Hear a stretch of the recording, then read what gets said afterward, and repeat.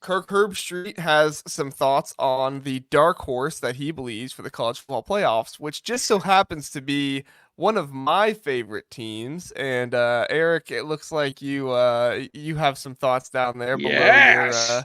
below your name. Rutgers, is that Rutgers greater than Penn State and Michigan?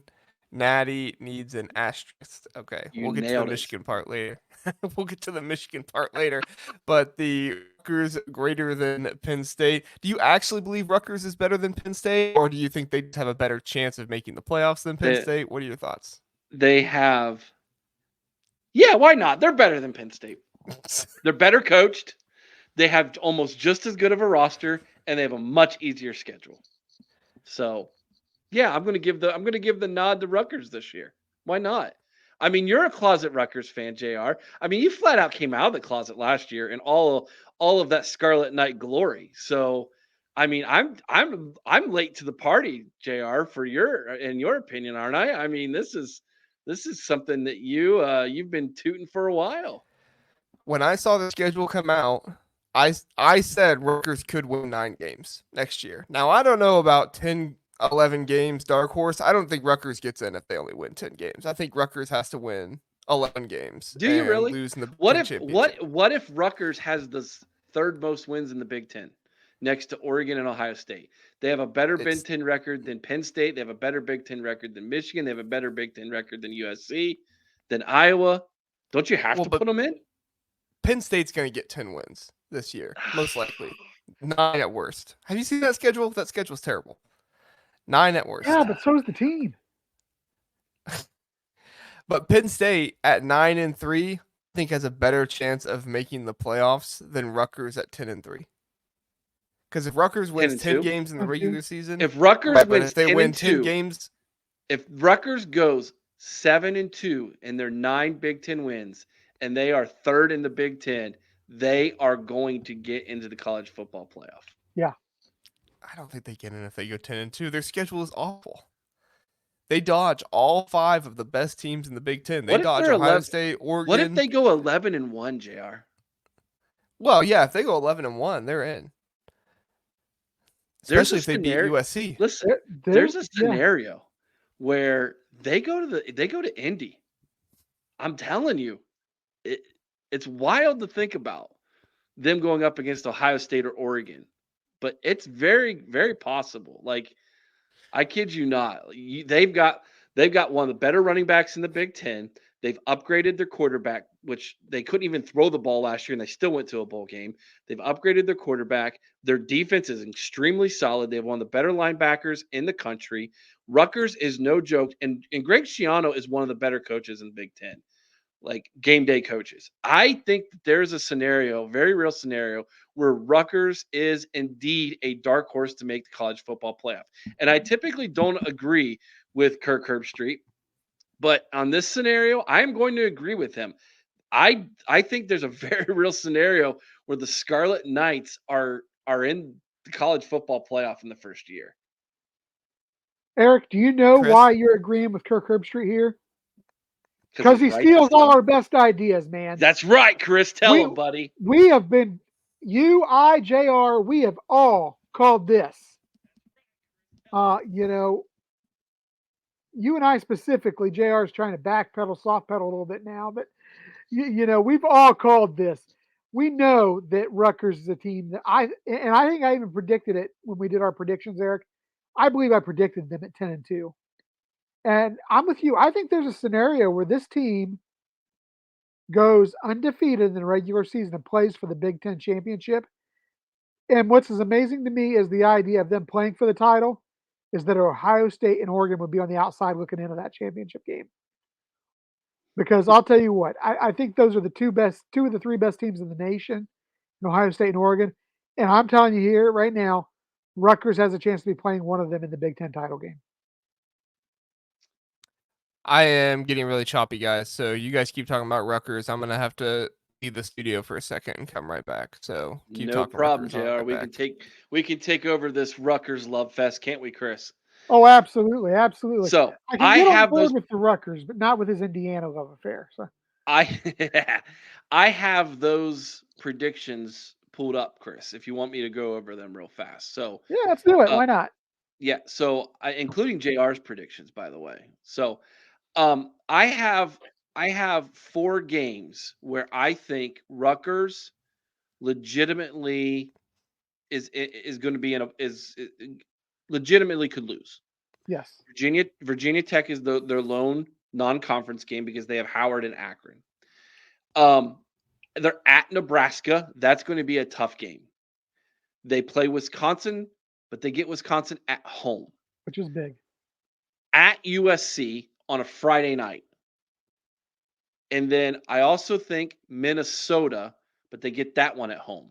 Everything else on their schedule is a game they absolutely should win. So those are really the only 4. If they win 3 of those 4, which legitimately could happen.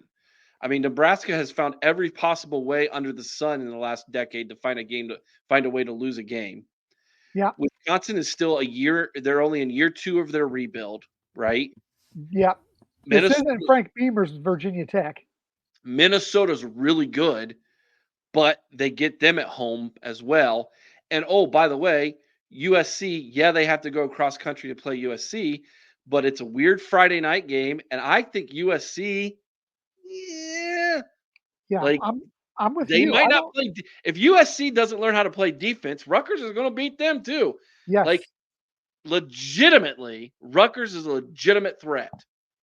Yeah, I mean, I'm telling you right now, Monangai may be the best running back in the country that nobody outside the Big Ten's ever heard of. He is a legitimate weapon. Like you said, they can move the ball now with the quarterback. And Schiano, he will throw everything but the kitchen sink at you in a game. We've seen that firsthand. So, and he's not afraid to take chances. Could it come back to bite him? Yeah, but I honestly don't think so with this schedule. I look at SC and probably Wisconsin as the 2 biggest tests on their schedule. But like you said, advantage, Wisconsin has to come to Rutgers. Yeah, I agree with Troy here, and I thought his comment was really good, so I wanted to bring it up. He said it would depend on their losses and margin of loss. They only play USC, Wisconsin, and Nebraska, and is Wisconsin or Nebraska really considered good, having a weak schedule? I think, like, for me, Wisconsin and Nebraska, they're not bad teams. Do I think they're going to be ranked teams this year? I think Wisconsin probably has too tough of a schedule, and I think that Nebraska's still building. They're going to be starting most likely a freshman quarterback, so they're probably going to lose some games that they should normally win. And obviously, we saw the turnover issues with Nebraska last year that Matt Rule wasn't able to figure out. Can he figure those out this year? It's going to be really hard to figure those out with a freshman quarterback. So while I agree, Rutgers has a chance to go 11-1. Rutgers very well, I think it's probable to go 9-3 or 10-2. I also wonder how much respect are they going to get from the College Football Playoff Committee with that kind of schedule. I hope they at least get to 10-2, and here's why. I want to see how this College Football Playoff Committee is going to react about how many Big Ten teams they feel need to get in and how they're going to go about that. Because if Rutgers is your 3rd best team in the Big Ten based off record, then how much weight do they put on record versus the respect that the team gets nationally? It's going to be an interesting case study. And for the most part, outside of last year, when Florida State was undefeated and got left out, we don't have really much to go on with that.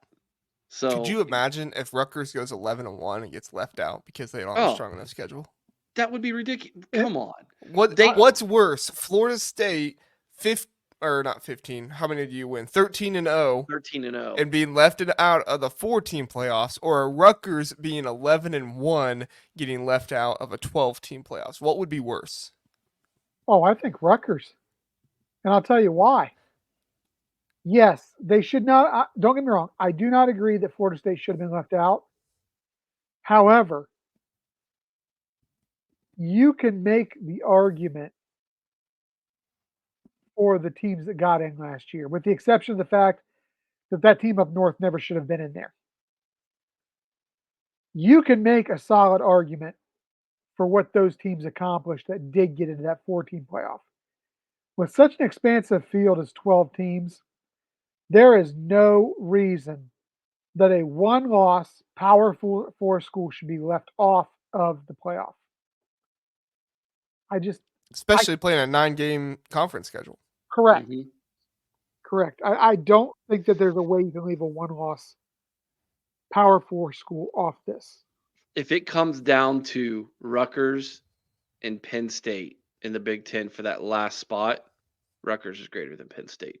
Just don't remember that. You remember that. But and you know what? Let's not remember or forget.